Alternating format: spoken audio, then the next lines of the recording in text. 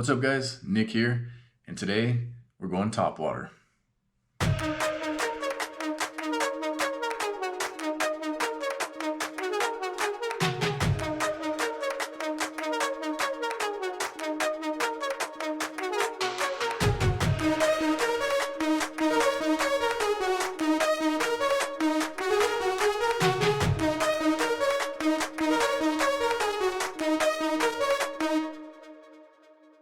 So I was really excited to share this pattern with you guys. I've been developing it for the last couple of years. I mainly throw it for river smallmouth. I know a lot of people like to go after brown trout at night with these, so I'm definitely getting ready for that. So I tie them up in the black as well to give that nice silhouette on the top of the water at night.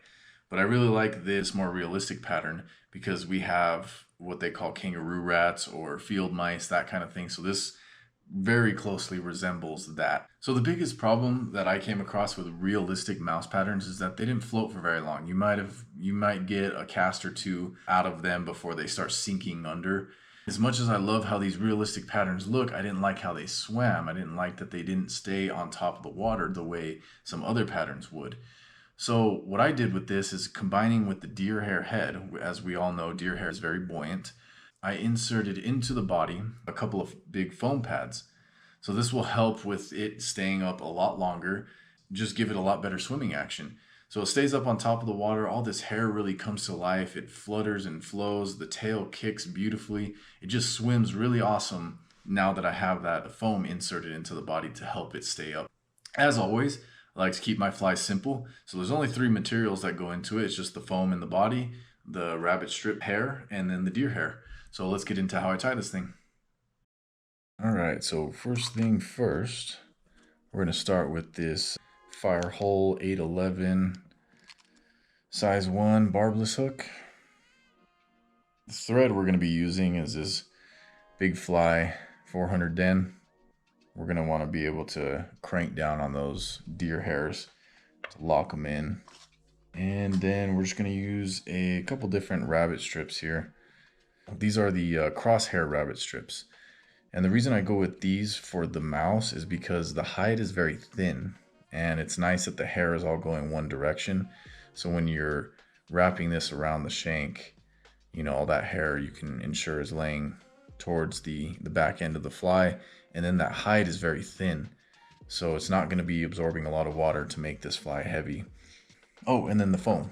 The foam, of course, just any any fly tying foam or any foam you can find. These are just the standard. I know they make the extra thin, but I wanted the standard size so that we could really get some extra buoyancy out of it. So go ahead and start your thread.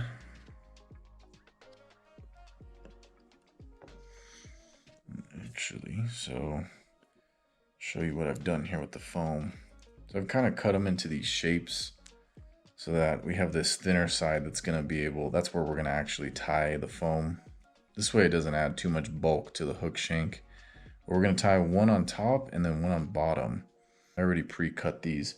And you can see here, I just cut one long rectangle along the edge there and then cut it in half for the 2 pieces. And then you just trim up that bottom piece to give you a nice thin little stem to tie in. But first what we're going to do is actually you'll take your hook out of the vise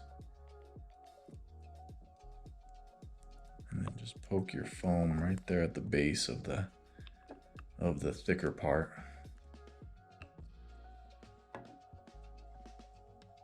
That should be good right there.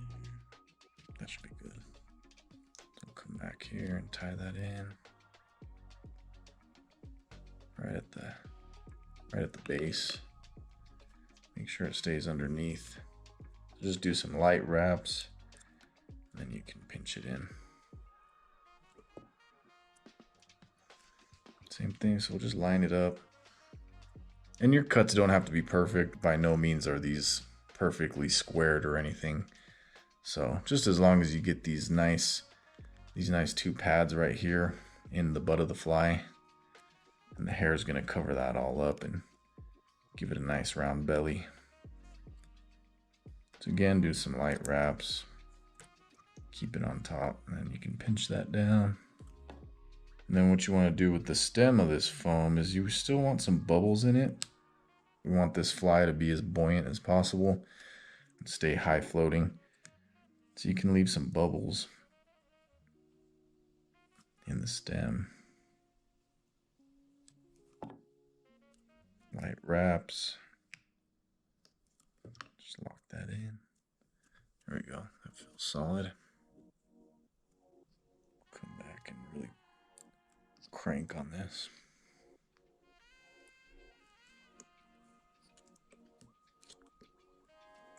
Next, we're going to tie in this rabbit strip.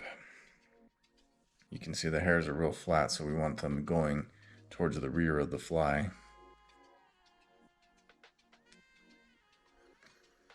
And don't worry if you think you made the foam, if you made this too big, you can always trim it later. If the hair doesn't completely cover it, you can always trim that up later. So to make the tail, I'll just take my other strip here. You can make this as short or as long as you want. I like to put a pretty long tail.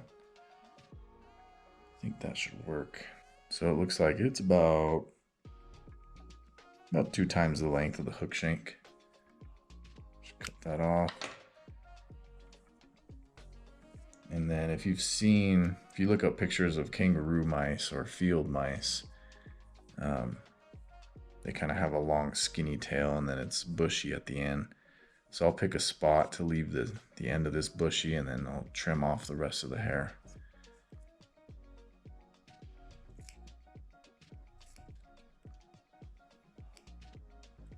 It doesn't need to be perfectly shaved off and leave a little fuzz. That looks like a little rat tail.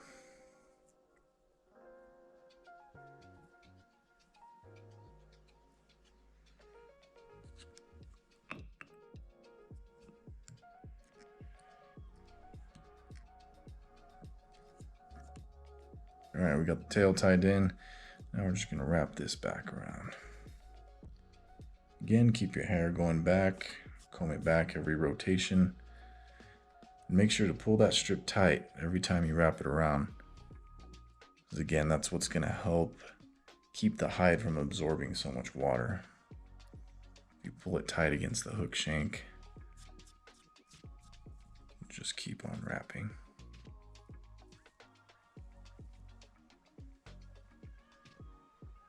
And again, you can overlap your wraps to help bulk it up where you need it to be.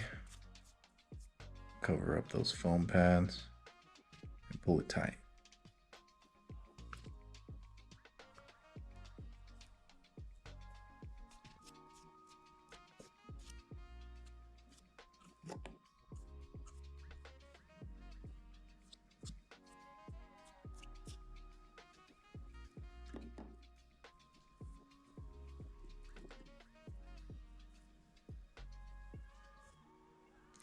Wrap back over that and lock it in.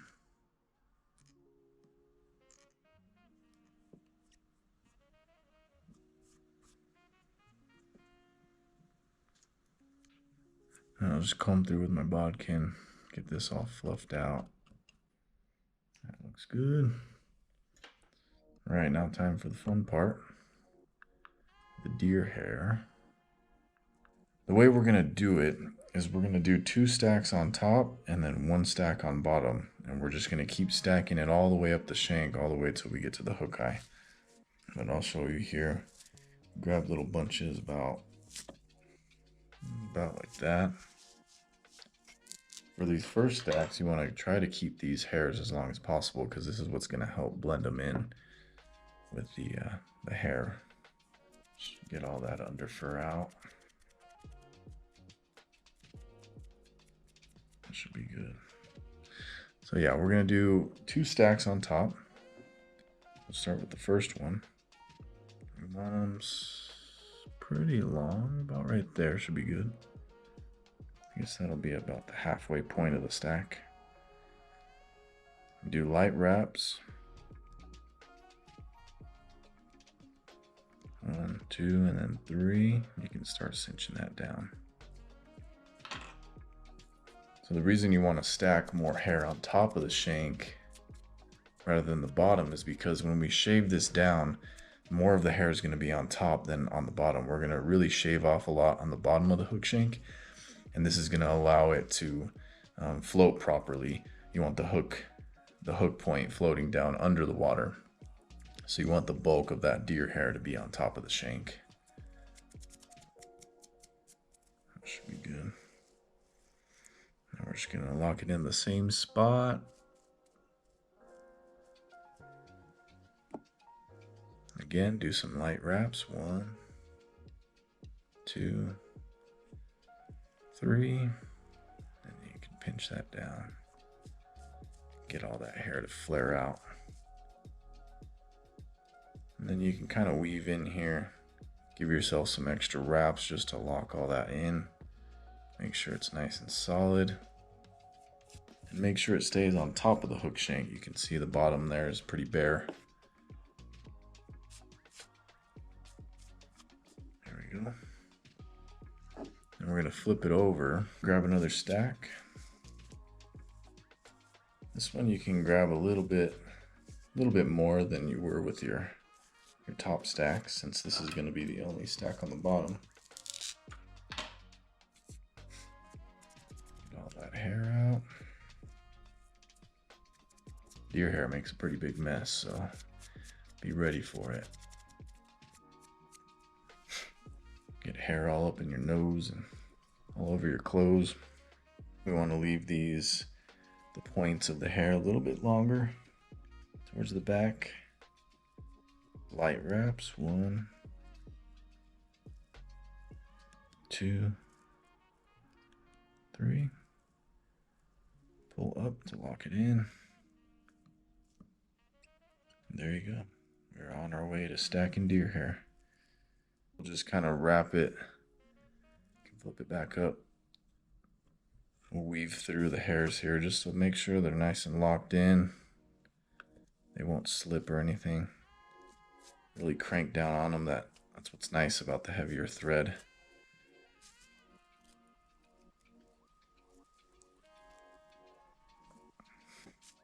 That looks good.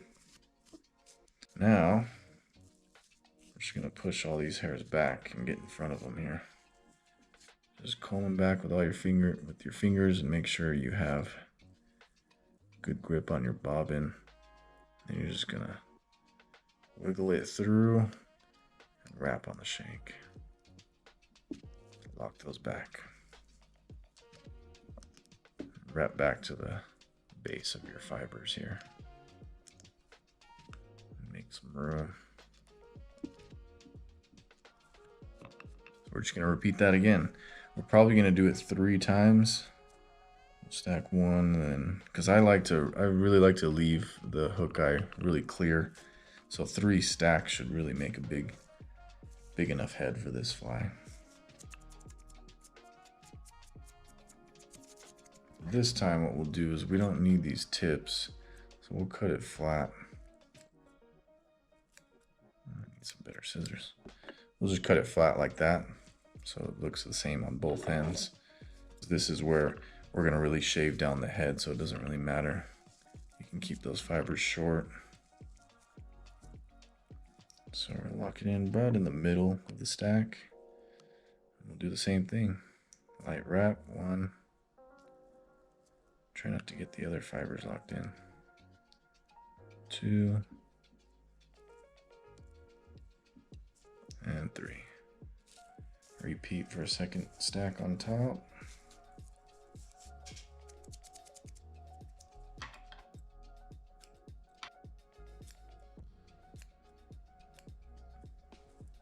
Same thing, same spot, right on top of the first stack. 1 wrap, 2, 3. Make sure it stays on top and lock that in. All right, now we'll flip it over. Do the belly.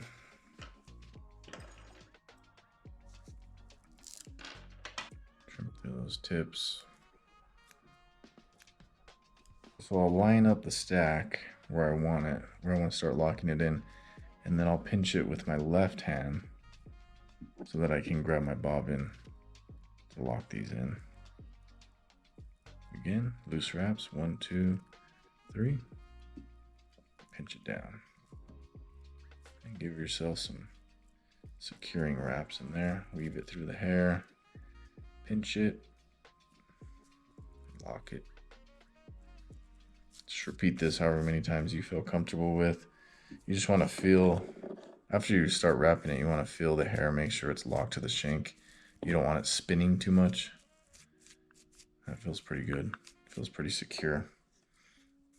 It looks like we have just enough room for one more stack. Again, comb these hairs back. Pull your thread forward and then around the shank.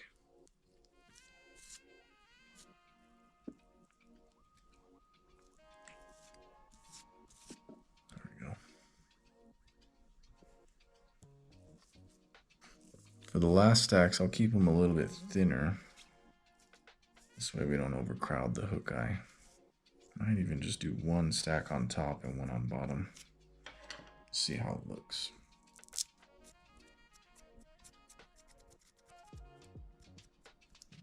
Light wraps.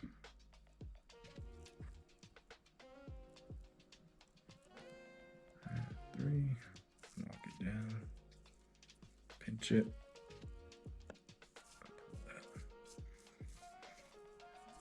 Yeah, I think I'll just do one stack there for the top, and then I'll do one more on the bottom. Flip this over. Since that's the nose of the fly, it's gonna have a little less hair anyway. Stack the bottom.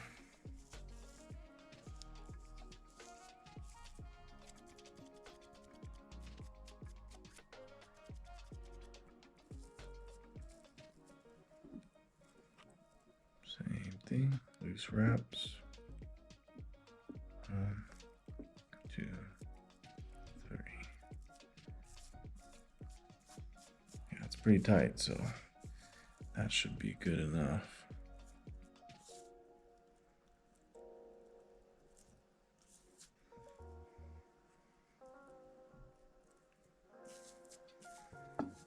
All right, this little tricky part here. I'm gonna try and push that hair back so you can get your thread up to the eye. Just pull these fibers back, pull your thread forward, get it around that hook eye. There we go. Yeah, if you do it right, it should push that hair back nicely and leave your hook eye clear.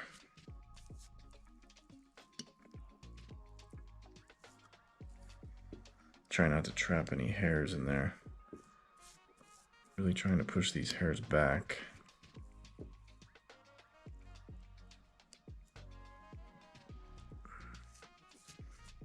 Do your whip finish or half hitches, lock it in. We're ready to shave this guy up.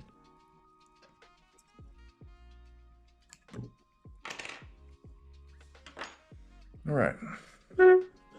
So next what we're gonna do is we're just gonna rough this up, pull all these hairs forward, twist it, turn it, get yourself a messy ball of hair going here. Leave the longer fibers going back, but all these shorter ones, you wanna rough them up. That looks good. So if you do not have a razor blade like me, what I'll use are just the heads of just a regular shaver here. So you can get these at Target or Dollar Tree. We're going to start on the bottom. And you want to look at the front. Turn it upside down. Look from the front. You want to make sure. We're going to cut this underside real straight. We're going to shave it down pretty short, but you want to just make sure that it's level with your hook eye. This part's pretty important. This is what's going to keep your fly floating right side up. So you just look at it from the front. Make sure you're level. We're just going to start shaving here.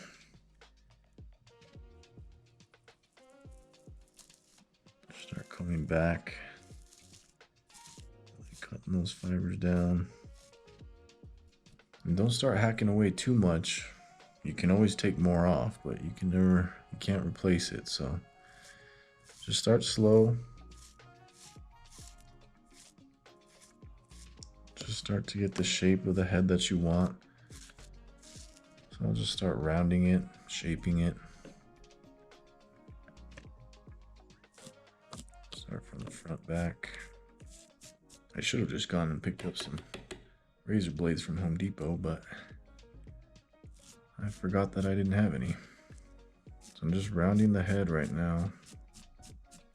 Not taking too much off, just trying to get the basic shape that I'm going for. And then I'll really start cutting into it.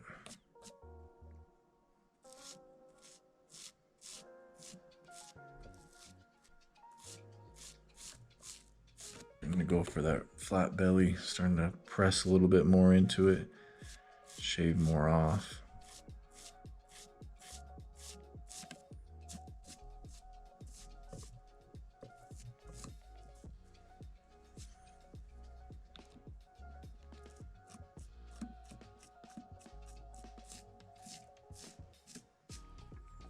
Taking a little more of this off the top there. Starting to take shape.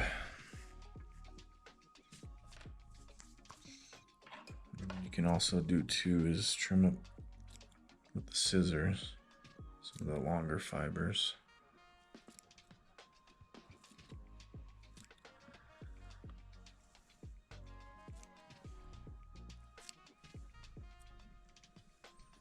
Trim some of these off here.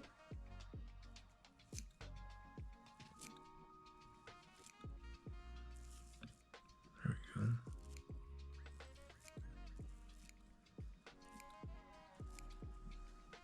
One thing I forgot to tie in is if you leave your thread on, you can tie some whiskers on the front. Usually I'll do that. I'll show you here. You can see. You just throw some whiskers on the nose just to add to some realism. Not really important, but more of a artistic preference. Could even throw some rubber legs on the underbelly. Done that a couple of times. But like I say, I like to keep them pretty simple. This will definitely catch fish. It'll get their attention enough. Causes a lot of commotion. That deer hair pushes a lot of water, and then the rabbit fur really flutters, gives it life. So now you can start shaping that nose, shave down a little more, give it that point. Just be careful not to press too hard because you don't want to shave more than you want. This is kind of a little tedious process here. Take some patience.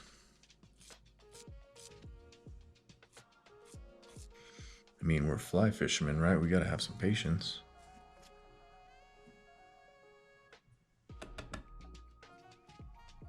Just making sure that the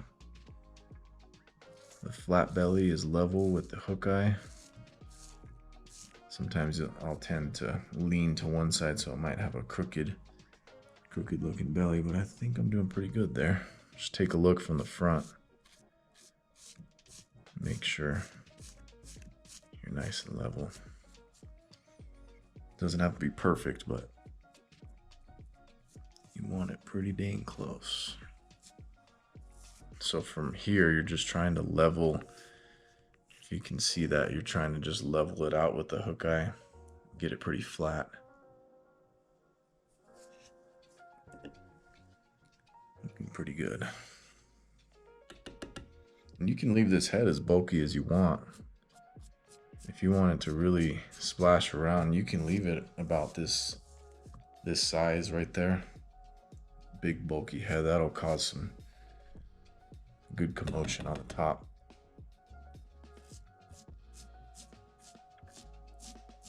I'm gonna trim it down just a little more, get a little more shape in there.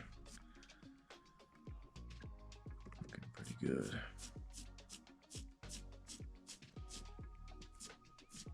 some of these stray hairs here. Get it look a little cleaner.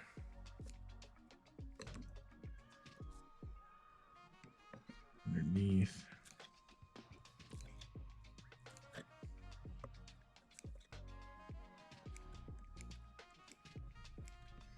Need some better scissors.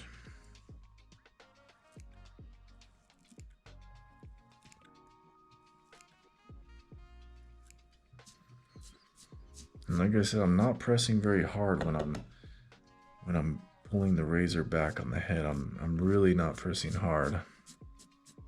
Be kind of gentle so you're not taking off too much at a time. You can really shape the head into what you want. I think I'm liking that bulkier head actually. That looks like that's gonna really splash around. Push a lot of water.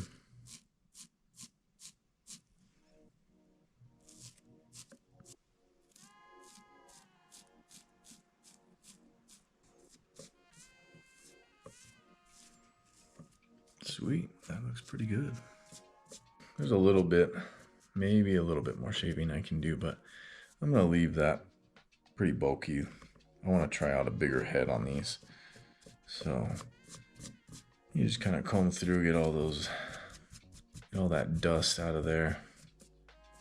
And then just make sure that your belly is nice and flat. If you can look at it from the front there, you can see the hook's nice and clear. It's flat. You got a big bulky top head. That's kind of what you want to go for. It's just your preference of whether you want a smaller head, kind of like what I did with, let's see. This one's gotten chewed up by some bass a lot, but you can see with this one that the head's a little smaller. But this one I want to try a bigger, bulkier head. But yeah, that's it right there. You can throw some eyes on there if you want. I mean, there's a lot of things you can play around with. Like I said, if halfway through the deer hair, you could throw some rubber legs in there so it looks like some little feet. But that's it. That is the, I don't have a name for it yet, but it's very effective for bass, for smallmouth. They tear this thing up during topwater season. And this thing swims great. All the deer hair, I'm sorry, the rabbit hair back here really fluffs out and has a ton of movement in the water. The tail will flip around and it just looks exactly like a little swimming mouse. So hopefully you guys are able to give this a shot. Try it out. Let me know if it works out for you. I'd love to hear in the comments if you guys are able to tie it or if you're able to actually take it out there and fish it as well. But as always, thank you guys for watching. I always appreciate you guys tuning in and keep an eye out for the next one.